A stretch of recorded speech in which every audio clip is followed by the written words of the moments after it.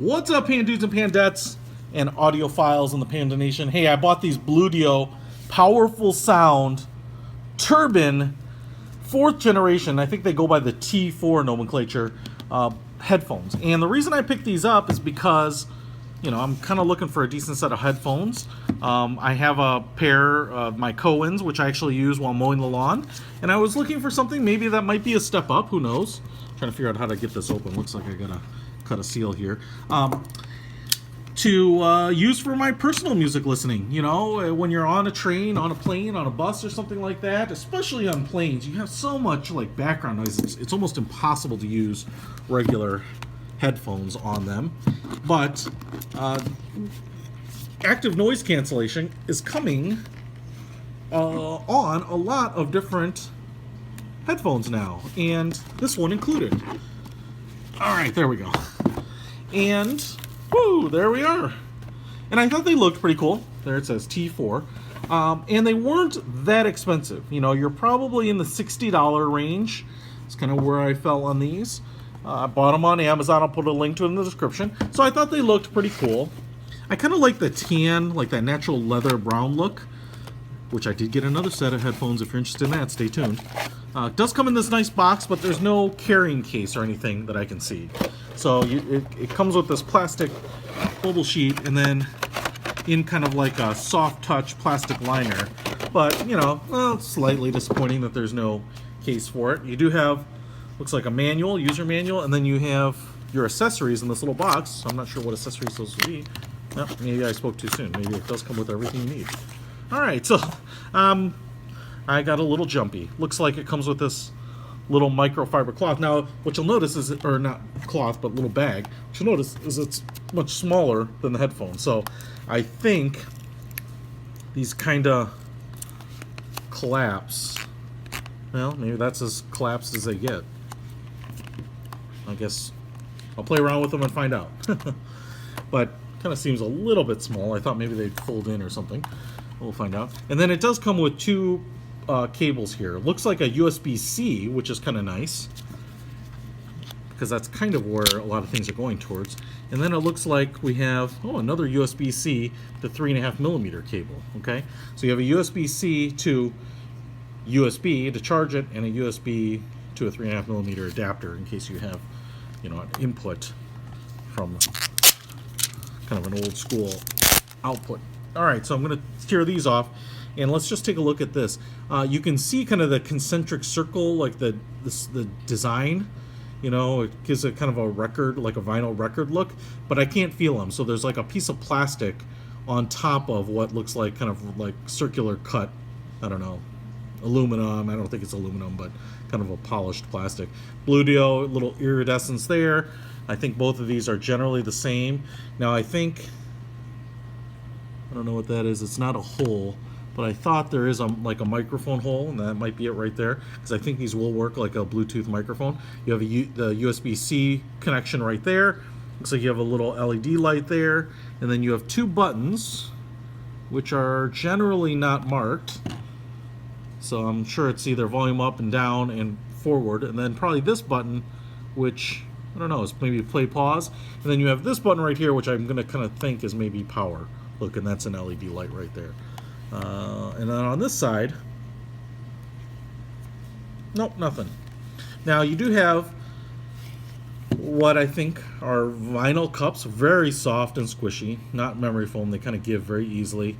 You can see you have a little bit, I have like a hard cover over the speaker there, and then like a little felt lining. So it's not soft. I can feel that you've got this little domed, like plastic, you know, mesh over it, and then you know, it's all hidden by black felt essentially.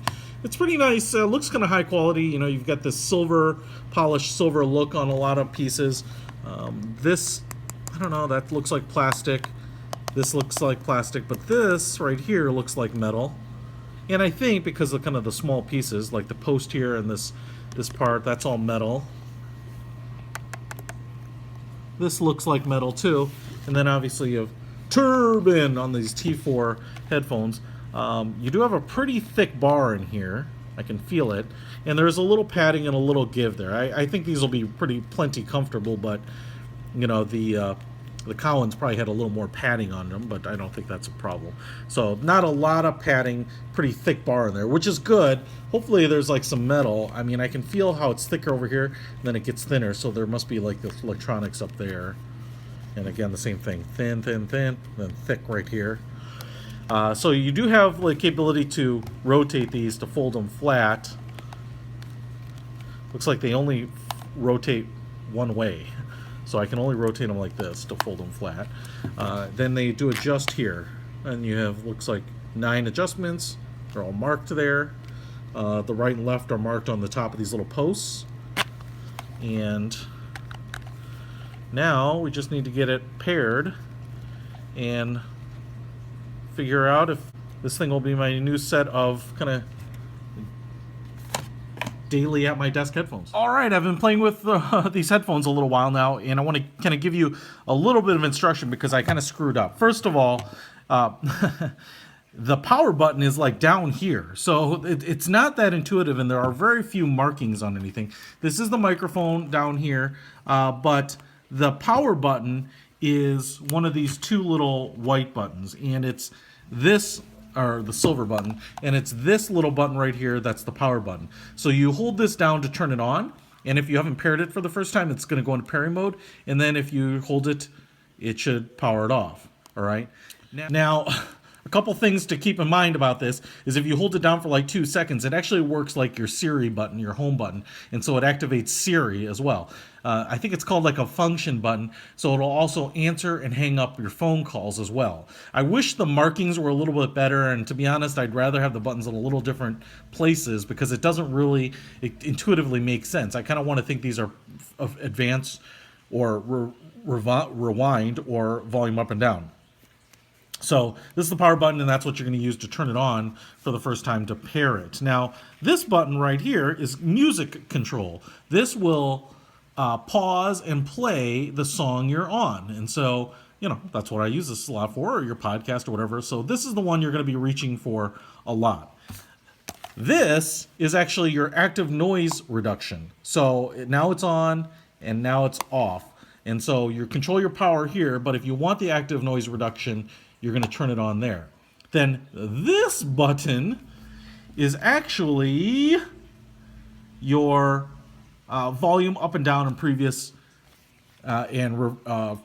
and advanced track button. So it is a rocker. Maybe you'd say, well, that makes a lot of sense to me. So it does rock. And the cool thing about it is, you know, if you're tapping it to adjust your volume up, it actually is adjusting it on the phone. So I do see, you know, on the home screen where you see the volume notches go up on your phone. So it's kind of nice that it's really controlling your phone. I guess I kind of understand why some headphones control the volume only here, but when you don't have to go to your phone also to adjust there for like kind of finer adjustments, I like that. So this does control the volume on the phone up and down. If you hold it, it'll advance and or go back. So kind of keep that in mind on the controls. Now, the other thing I will say about the active noise cancellation is that it does work, okay? And I'm pretty impressed with it. What I will say is that if it's off, you get a lot more bass, a lot more volume. You know, it's a richer sound. So if you don't need it on, great. Now, when you turn it on, you don't really get the hiss. Things do go quiet, but kind of like muffled quiet. And what I've noticed is that on kind of the low volume settings of the music, it's a little thinner and more washed out. Now, as you kind of move up the volume level, again, you don't really notice it. So like once this is on, you just get a little bit of thinner music on the low end. So if you're trying to listen to music and you don't have a lot of outside sound, just keep it with the active noise cancellation feature off. But if you're in an office and there's a lot of talking, or you work in a busy environment, or you are on the train, turn it on. You won't notice it, but one thing I was doing is I was like knocking the table and things like that, and it absolutely does work. I mean, it's definitely better with the active noise cancellation on when you have sound around you. So pretty impressed with that. I know active noise cancellation has been kind of a thing that has eluded a lot of standard headsets. What they do is they call it like noise canceling or noise blocking, but they're just referring to the ear cups. The other thing I will say is that these ear cups, for whatever reason, do fit over my ears completely. Now, I don't have the biggest ears, so my ears do fit inside here, and that's kind of nice that, they are truly over the ear. What I will say is they're not that huge, right? So I wouldn't be surprised if you do have big ears that your ear might be pressed on these, but mine do fit inside of the cups here, and so these are big enough for a complete over-the-ear experience for me. But I have seen ones, especially when you have the circular ones like this, and not the kind of the longer, more oblong cups. Those generally are more over the ear for everyone. But for an average size 5'8" person with kind of big head and small ears, these work great. So I'm pretty impressed with this Bluedio. I listened to a few songs. I listened to the voice on podcasts. Pretty impressed overall. These T4s are pretty nice, and again, they feel like a pretty quality piece. I like the metal hardware on a lot of the areas and the way they constructed it. And for $60, I think $50 or $60. Man, what a great alternative to the $200 or $300 or $400 headphones that you can get from some of the other brands. So these definitely are a thumbs up for me, and I will definitely use them for listening to things, on my commutes and trips and at my desk. Peter Von Panda with my Bluedio T4s out.